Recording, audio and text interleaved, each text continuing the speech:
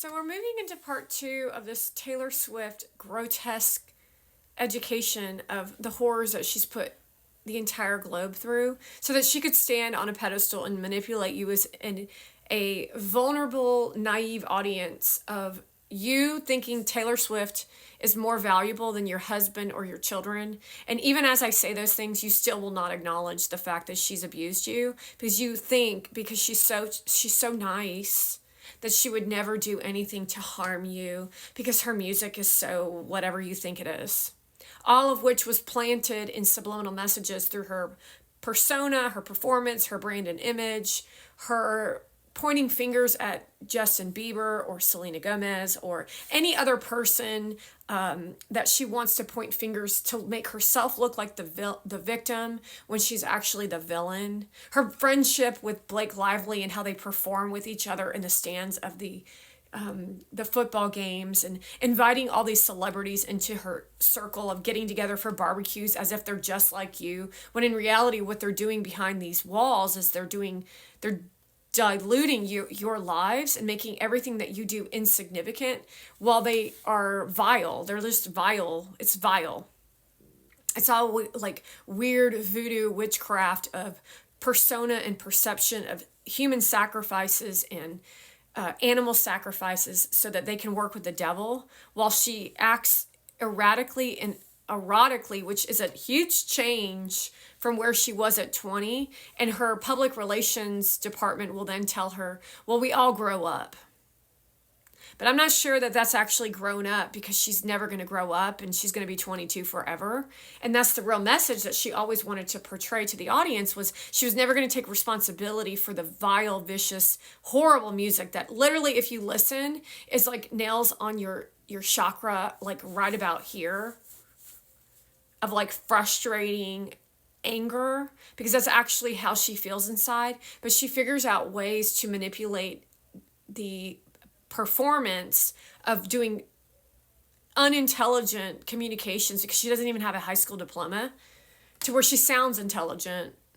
It's like believing it. You gotta be it. You gotta be it to believe it, or whatever that saying is, where you fake it till you make it. But you never make it. And so she's never satisfied in anything that she produces. She's never satisfied, but she'll tell you that she's satisfied. It's all based on who she's getting one over on, who she convinced or who showed up or how great she looked, in the sense of not like physical, but how great she looked. Perception. It's all off perception. So that's not real creativity. That's actually manipulation. Because it's way more important for her to manipulate you as an audience, to put you into submission, to do what she wants you to do, because that's her path of least resistance and your path of least resistance. Because then she can just pretty much do whatever she wants and there's no law and order. And you're all just as vile as her, because if you take a look at the Taylor Swift personality of that era of existing, you can definitely see a shift in weakness, which they're going to portray and pretend that it's strength. But it's not strength, it's weakness. It's not weakness to have no, it's not weakness, it's weakness. Notice how I said that. It's not weakness, it's weakness. For you to have no ability to handle your own emotions when it comes to someone who is saying that that's not right. Taylor Swift, that's not right what you're doing. How are you going to respond, Taylor Swift, when I tell you what you did at that tennis match with your so-called collaborative business move of Travis Kelce? Tell us what you think about me telling you what you did in front of all those people was completely unprofessional and disgusting.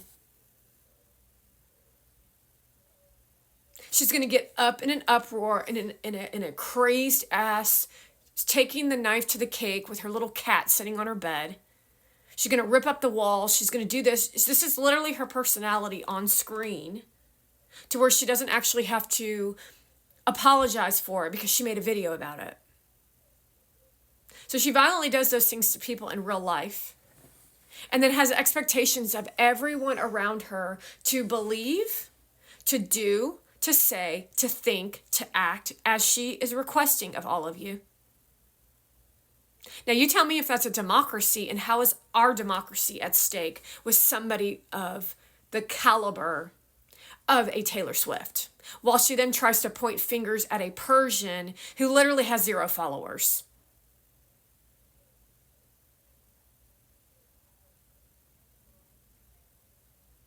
Meanwhile, her stage presence is below normal. It's like awkward, it's uncomfortable, and she doesn't get along with anyone. She has no friends. She has no skill. She has no talent. She's awkward.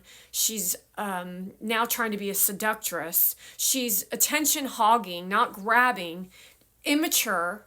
Now she's a drunk. And now she's trying to take the attention of the Super Bowl onto herself by sitting in the audience and announcing her arrival like she's a diplomat for some leader of some country, when she's nothing more than a person who strums a guitar with someone else's musical notes and her mediocre language. See, those the notes on the paper, they're not her notes. There's some guy's musical talent, and it's her boring ass poetry. I could take anything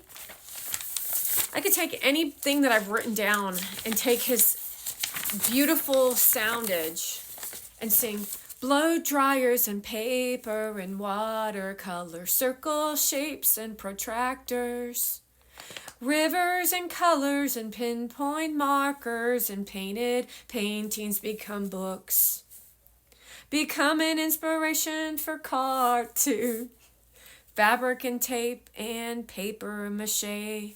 We are making music with people like you to prove that they aren't talented, and they make you snooze. Wake your asses up. That's the point. And that's what they do so that they can what? Make money, wear clothes, go to parties. I mean, this is the most shallow thing that could ever exist on planet Earth. It's because of this generation of Taylor Swifties. You're incredibly immature. You're not able to do anything that you think you're able to do. They just make it up as if they can. And then because you're like trusting, or you're lazy, or you're busy doing other things, they grab you, strangle you, and then put you into an agreeable mode so that they can compete with other people who are just as conniving and low class. Meanwhile, you're maybe you're a real, like, you might be a really talented musician, but there's really not that many people out there. Really very few that can keep interest of an audience, but that's actually the hard work and effort to not only get the interest of an audience, but to make sure that you can hold space within a venue to where people don't go out into the streets like the Swifties do in your videos and violate the rest of the world because you're all that nasty and grotesque. See, the old days of the Oklahoma, the cult thing, I can't remember what the compound or whatever that was that it was contained and it wasn't on a video. See, Taylor Swift has taken the cult and she's actually taken it and shown it to your faces, and then she spread it like a disease. And then she tried to get the Democrats involved, and she did get them involved. But you as Americans are very much more aware because you all voted for Donald Trump, while she cried on a video about how he wasn't going to tell you, this is Taylor Swift, he's not going to tell me about my female attributes.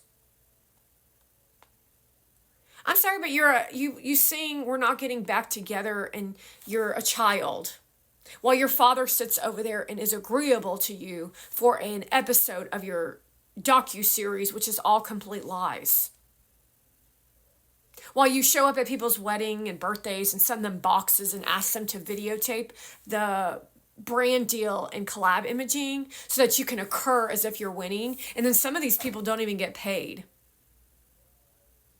And that's literally how she built her brand, off of the manipulation of someone who is it's like so trailer park trash. No talent, no education. Education is the key. Education, immoral, unethical, low class is the key and all the things I'm telling